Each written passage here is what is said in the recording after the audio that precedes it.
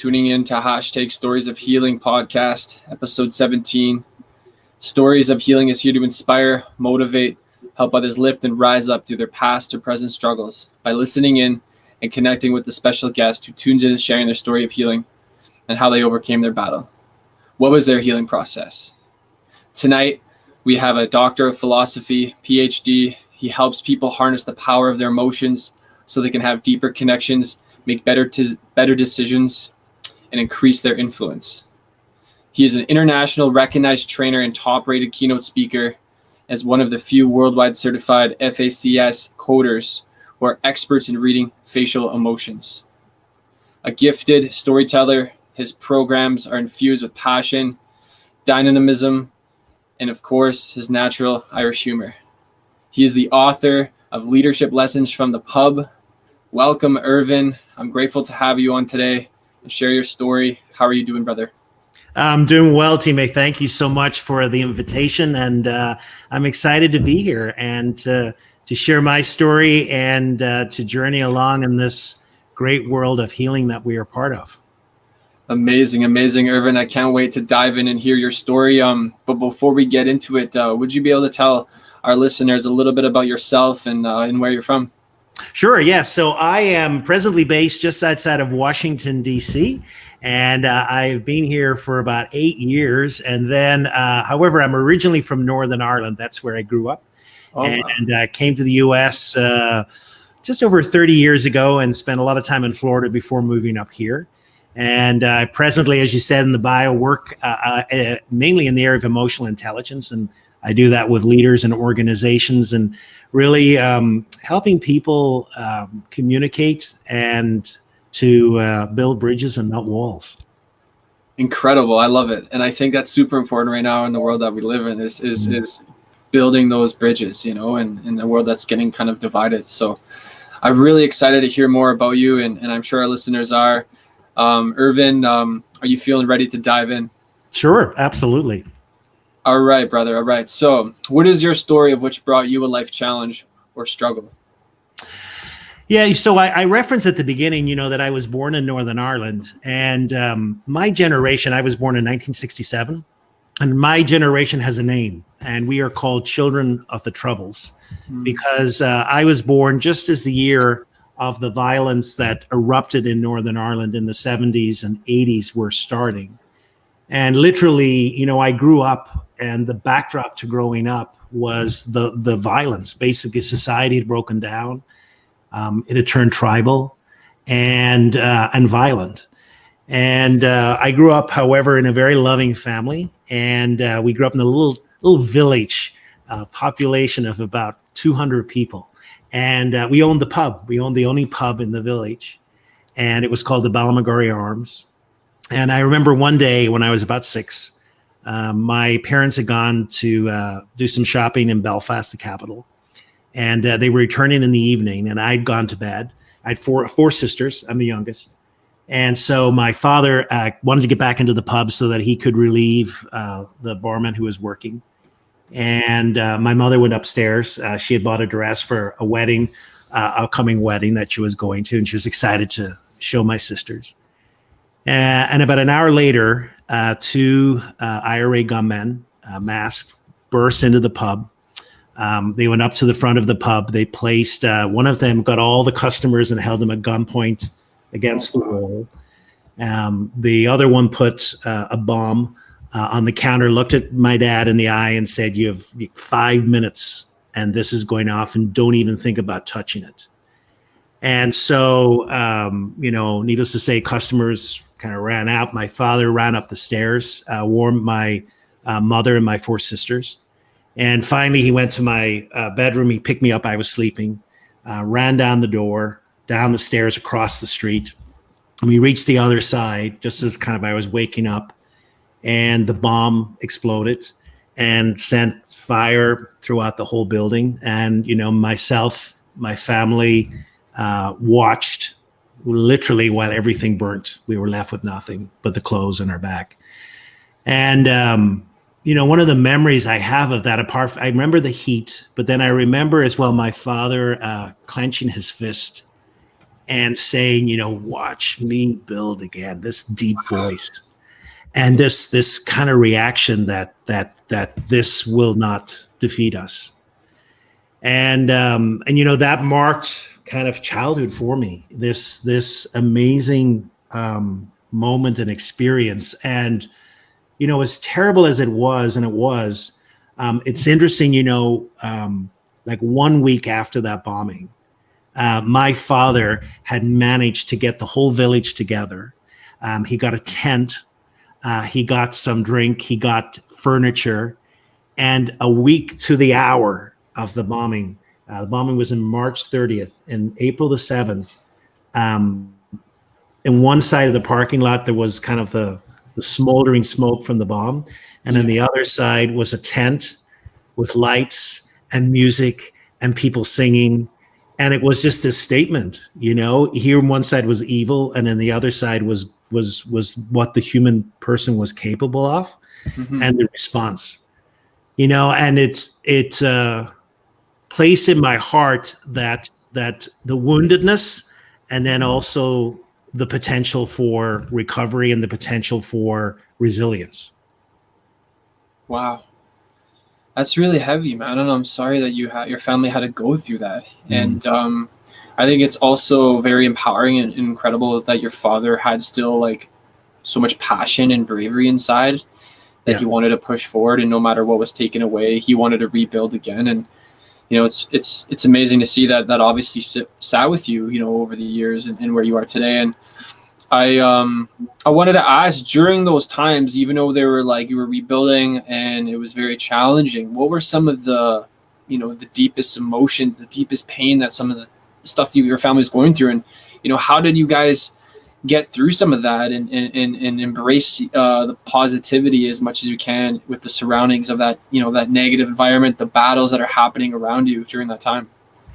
It's interesting. I think for me, as I reflect on that question, I think the overriding emotion, and it's an emotion that has stayed with me and has been my special battle throughout my life, is fear. Literally, I cannot remember a moment of growing up where I did not feel fear every day. And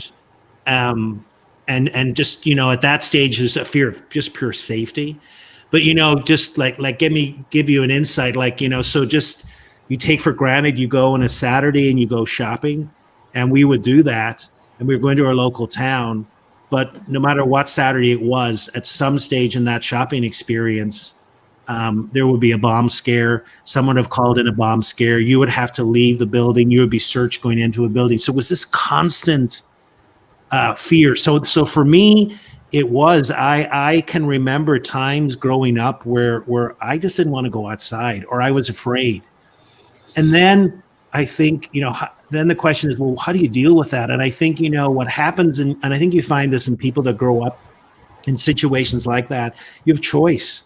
And even in the face of fear, I can remember my mother knowing, how I felt, and still saying, it's okay. It's okay. We got to do this. And we got to live our life. And so it's this resilience of life goes on. And there are many things that we can't control, but one of the things we can control is our reaction. And so therefore this constant, battle of feeling afraid, but yet facing it and confronting it, and just attempting to live a normal life. Wow. Very powerful, and it's, I think it's absolutely amazing that, going back and looking through that kind of battle that your families went through, and seeing how fear over time can still play a part in our lives, something that has still sat with us, but you're still able to overcome and take care of yourself and find different healthy ways and channels of ways to get through that in such a positive way. And diving onto that, I wanted to ask, adding onto that, what are some of those positive channels, or some of those positive, I guess you can say, outlooks that you try to focus on when you had fear coming in, as you're growing and getting older and you're working on work and your passions? What were some of the ways that you were able to channel some of that fear and that negativity or that energy into a positive way? It's a great question.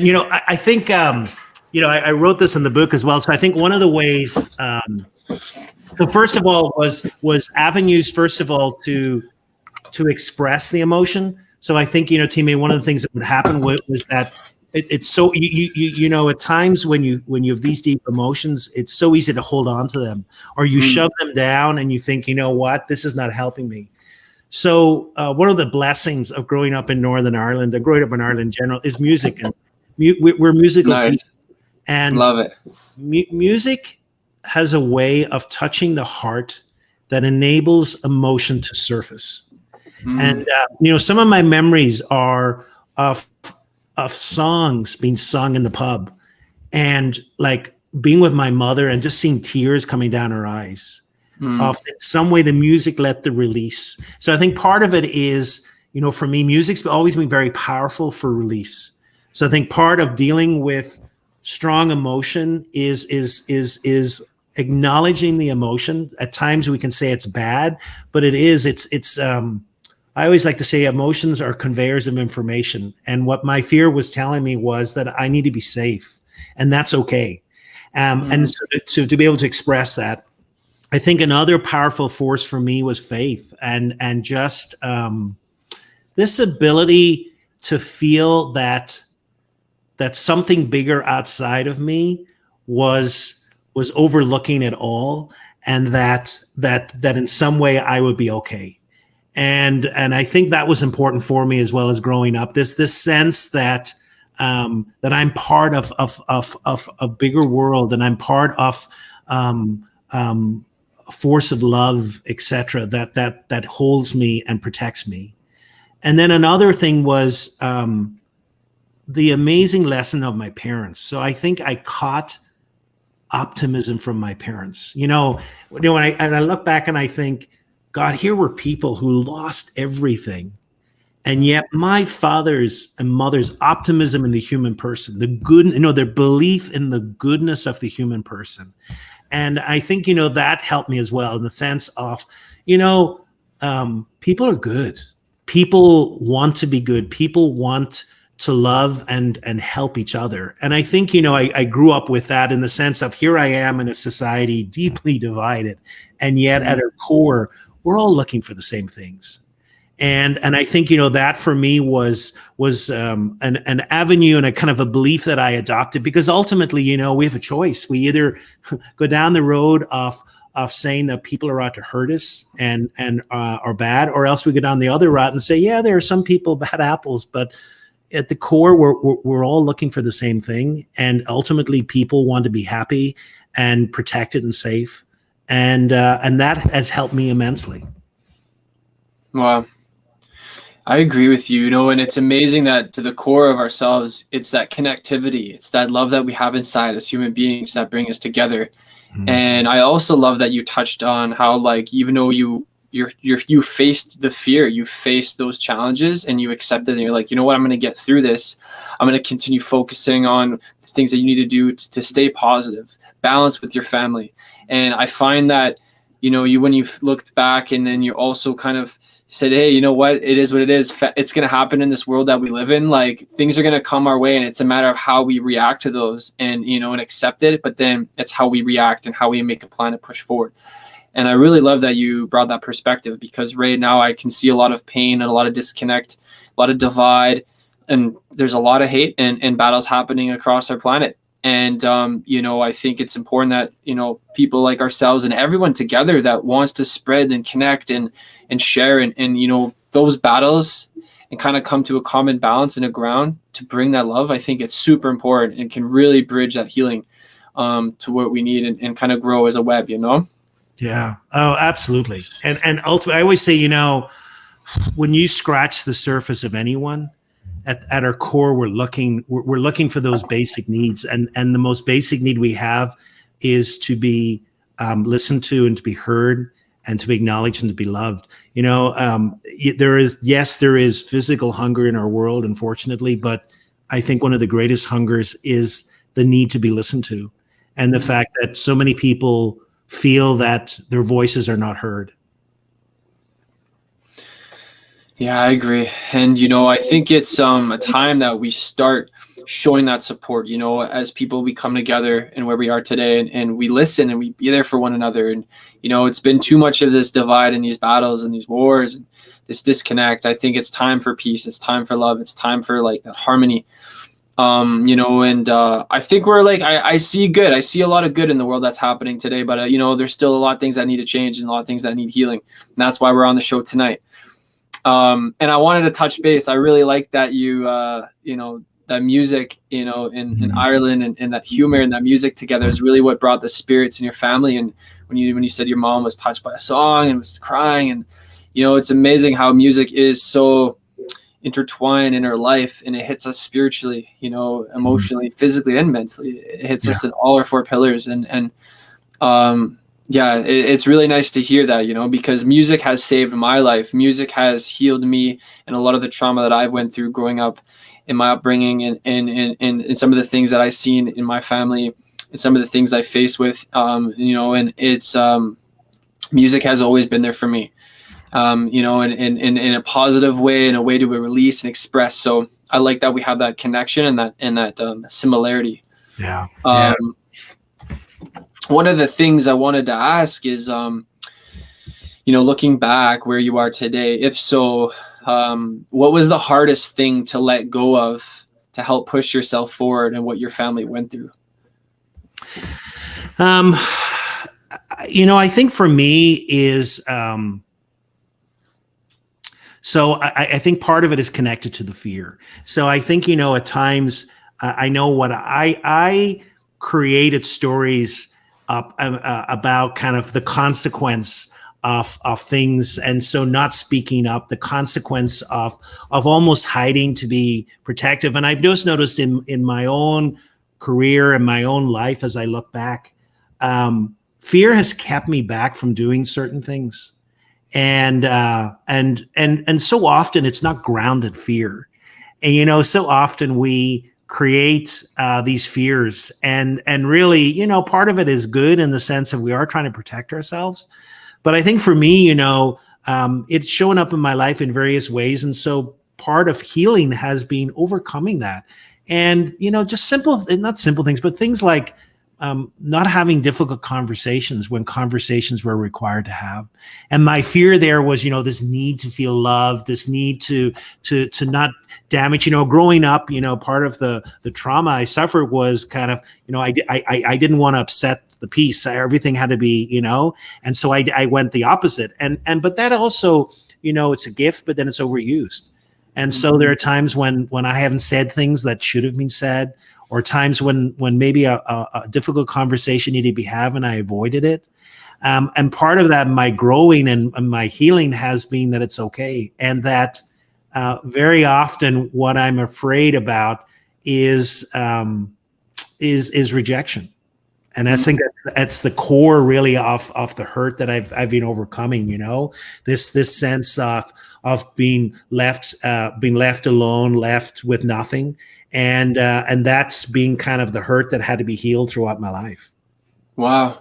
Can I ask, adding on to that, what would be some of the positive outlets or things that you've done, whether they're hobbies or passion or starting your practice, some of those things that were allowed you to kind of accept the fear and then learn how to overcome it?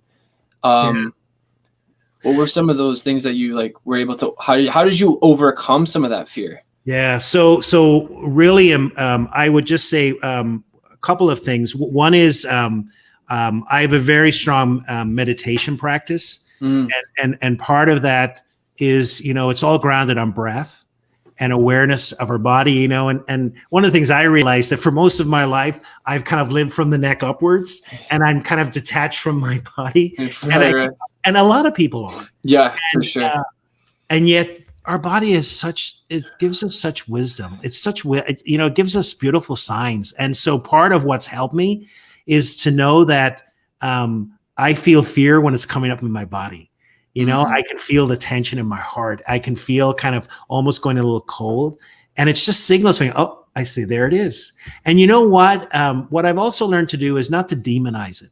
I don't think that helps. what I've learned, I call it, I just befriend it. It's my friend. And I just say, look, Mm. there's my friend, fear. And this fear helped me at an age when I was young to survive, but it's okay. It's not helping me now.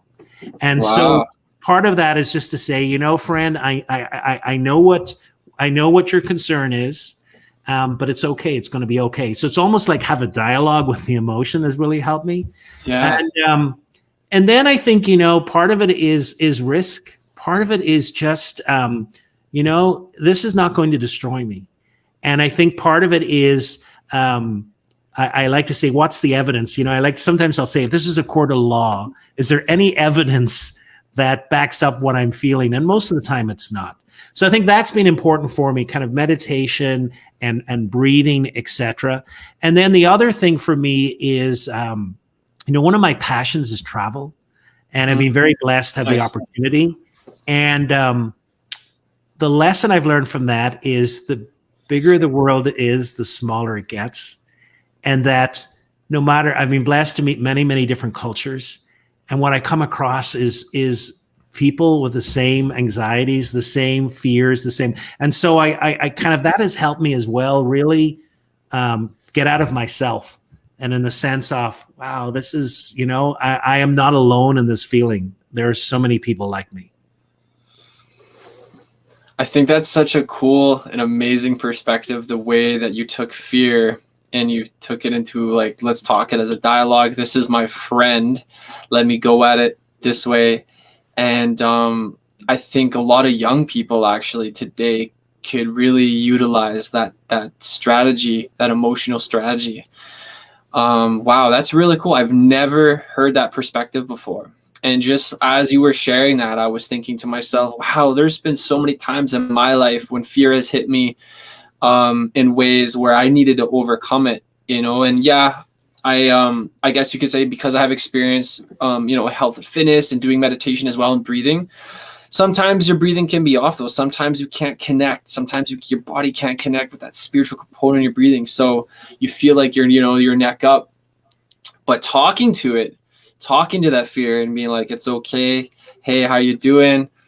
You know, you're back. Welcome. But you know, we're gonna bypass you today. You know, I like the way that you brought that perspective. I think that's a very good tactic, and emotional strategy. And I think that, yeah, young people, old people, anyone can really utilize that, because right now there's so much fear today in the world. You see it everywhere. I see it on the way home from work. I see it. And, you know, there's so many ways, you know, that we can focus on the meditation and the breathing. And there's all these different ways of getting the right sleep and reducing stress. But I really, really think that's an incredible perspective of how you brought that in as hey, like, this is just a friend, emotional friend that's coming in, and, you know, how to kind of dialogue and communicate with that. I think that's fascinating. I'm really glad you brought that up. Yeah, you know, it's very powerful for me, because I think so often in my life, what I did is I try to repress it. So I try to kind of like, I was there, go away. It was kind of like, I don't. And then, you know, part of me is like, it's there for, I think part of it was, you know, when I was reflecting back on my childhood, you know, it was there for a purpose. It served me. And so often emotions serve you. They're there for a purpose. And then, you know, it's the moment I befriended it that was like, okay. And then, you know, you just, you know, it becomes a little more gentle dialogue, and it's like, not today, fear. Yeah. Amazing. Looking back, Irvin, if so, is there anything you would have done differently to overcome some of that fear or challenge that you went through in your life? Anything that you would have done differently looking back when you were younger, you know, where you are now, with all the wisdom that you've had and those experiences that you overcome, looking back, is there anything you would have done differently? So I would just say a few things. You know, there was an amazing experience we had. Both my parents have passed, but my 4 sisters are still alive.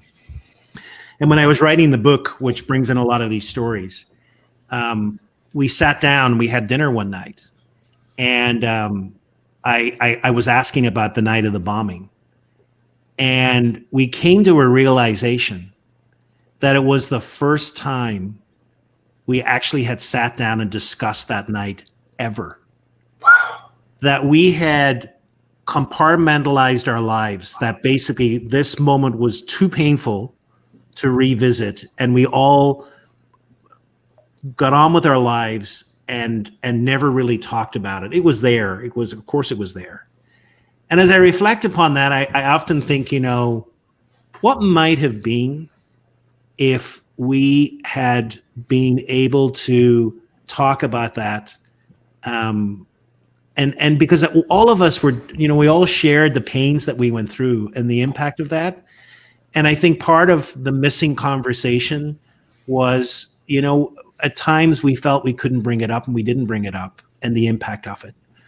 So I think as I look back, I love that word, missing conversations. I often think, in my life, there have been missing conversations of an impact from that. A missing conversation because I didn't think people wanted to talk about it, or my family didn't want to talk about it.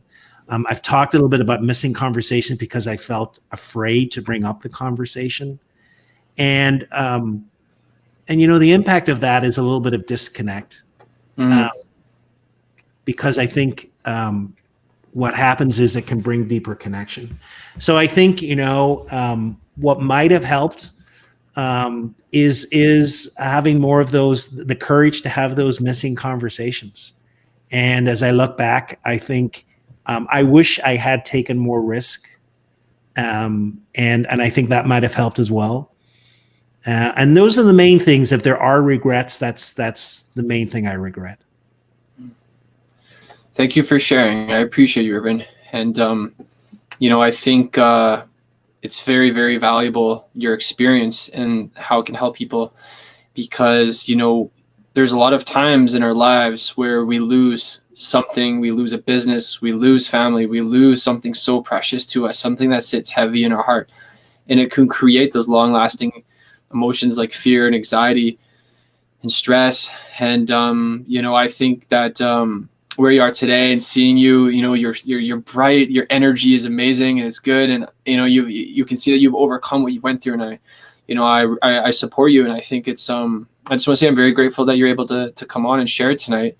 And out of all those experiences that you were able to harness, what are some words of wisdom that you would be able to share with someone who's battling right now with a big loss, whether it's something in their business, their schooling, their family, something that sits with them right now, and they have all this fear and they don't know what to do with it, whether it doesn't matter what age or they're at. Based on your experience and your story, what are some words of wisdom that you would be able to help them connect and heal? And it's so true because there are, especially as we all kind of suffer through this pandemic as well, loss. I've met so many people that are dealing with loss in so many different ways and fear, etc. So I think what I'd like to share is, first of all, isolation will only make it worse. And so I think the temptation is to shut down and to try and sometimes deny the fear and not talk about it. And I just say, try and find someone that will listen, because I think it's at those moments that we really need to begin to share our story and to talk through it. And because I think at times we internalize things, and it's only when we verbalize it that we realize that maybe things are not as bad as we think we are, or there are other solutions there that are coming up that we can only come to if we verbalize. So I think just part of that is to find someone and to speak about it, and avoid the temptation of shutting down. And then the other thing then would just be to try and surround yourself, or to have one other person in your life even who's positive, who at times like that we need to almost reconnect with optimism, reconnect with positivity, reconnect with hope. And I always say, find people. At times when we go through tough, there's almost like an optimism deficit, Yeah. and a hope deficit. So bring some people into your life, or reconnect with people who are people of hope, people of faith, people who have joy, and that energy. Catch that energy. One of the things I've learned in my studies of emotions is we catch the emotions of others. So surround yourself, or at least try and bring some people closer to you, so that you can catch that energy, because that's what you need as well. Incredible. Thank you for sharing, Irvin. Like I said, I appreciate you and you taking the time to come on. I think that's an amazing words of wisdom. I think that's going to bring some healing to our listeners. I believe it's going to bring healing to our listeners and our audience. And, one of the things I wanted to ask was today, what is Irvin doing today? And if there are listeners tuning in who listen to our live show tonight or our recap video, what is some of the things you're doing today that are helping your circle and your community online and through your work, and how you can help someone that might be looking for your service, looking for your support? Yeah, well, today I was actually writing some YouTube videos. I'm making a YouTube video, and it's all in a practical area of emotional intelligence. So like one came out last week was how do you deal with loneliness at home? So very practical topics. And so I'm going to record 20 and all around. And I always invite people that, by the way, if there's a topic around emotions that you'd like to hear about, just let me know. And I'm more than happy to kind of record something as well. So that's part of what I've been doing today, to try and kind of make an impact and help people where they're at, and help them understand their emotions and how their emotions can help them and impact the world. That is awesome. I love it. I want to definitely check that out. And I think people, if you are interested, and you should connect with Irvin. You can follow him on Instagram here at irvin.nugent. We also have Irvin here on his Facebook. I got a couple tags here. You can find Irvin here at Irvin Speaks. And then if you want to connect on either another professional level, we got his website here. We got www.irvinnugent.com. And Irvin, I just want to say I really appreciate you taking the time to come on our show tonight. And I wanted to ask if there's anything else that you feel like you really need to release and let out that you can connect with our world. Is there anything that you would like to say that might bring some more healing before we end the show tonight? I would just say, for me, as I've been speaking, there's just kind of a little thing that's come up in my mind. And the question I have, and I just share the question, and maybe for people to reflect in as well, is there a missing conversation that you need to have that will bring healing? And, I'm kind of thinking that, and I think maybe it's a good question for all of us to ask. Amen. God bless, Irvin. I think that's awesome. I think that's incredible. And you know what? There's some missing conversations I know that are out there. I believe, even looking back and reflecting on my own, there are missing conversations that need to happen, and I think it will bring a lot more healing for sure. So I really, really want to say how grateful I am to have you to take the time to share your story of healing tonight. And I want to stay connected. And the listeners tuning in, please reach out to Irvin. You have the tags here on her socials and his website. And thank you so much, Irvin, for coming on tonight. Timmy, thank you so much. I appreciate it. Thank you. Have a good night, everyone.